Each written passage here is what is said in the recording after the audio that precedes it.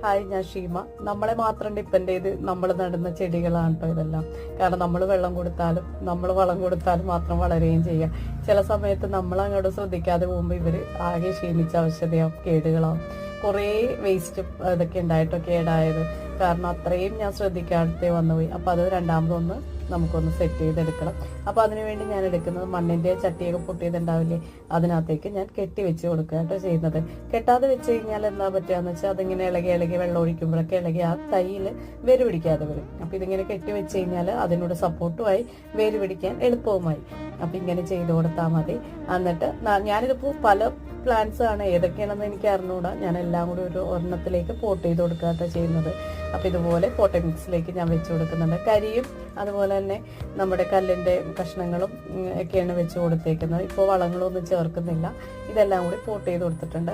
Flower ഉണ്ടാവുമോ നോക്കാം നമുക്ക്. Okay, thank you.